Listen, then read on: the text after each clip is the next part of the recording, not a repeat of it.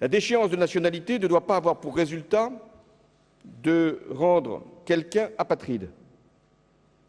Mais nous devons pouvoir déchoir de sa nationalité française un individu condamné pour une atteinte aux intérêts fondamentaux de la nation ou un acte terroriste, même s'il est né français. Je dis bien même s'il est né français, dès lors qu'il bénéficie d'une autre nationalité.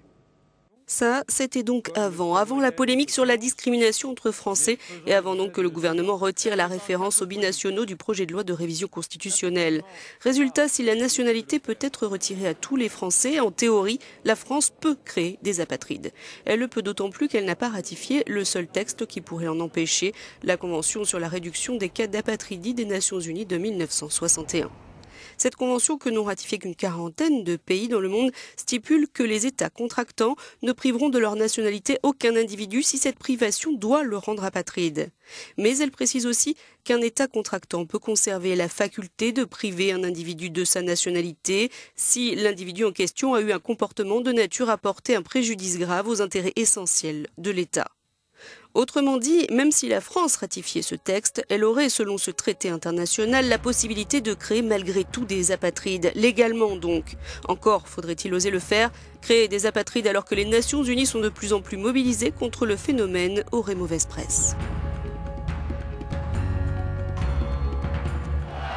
Ils sont 12 millions à travers le monde à n'avoir pas de nationalité, pour des raisons diverses, parfois des tournants de l'histoire comme l'effondrement de l'Union soviétique ou de la Yougoslavie. Un pays éclate et tout un pan de la population se retrouve sans patrie. Parfois, ces 100 nations se retrouvent aussi dans cette situation à cause de défaillances des services de registre civil dans leur pays de naissance. Parfois, il s'agit d'ethnies ou de minorités qui se trouvent soudainement privées de leur nationalité au détour d'une décision politique argumentée par des références historiques douteuses. C'est le cas des Rohingyas, une minorité musulmane persécutée en Birmanie et qui n'est officiellement plus birmane depuis 1982. Des situations dramatiques qui privent ces individus de droits élémentaires n'ayant aucune existence citoyenne. Quant à priver délibérément un individu de sa nationalité pour terrorisme, c'est encore une autre étape et une toute autre situation inédite.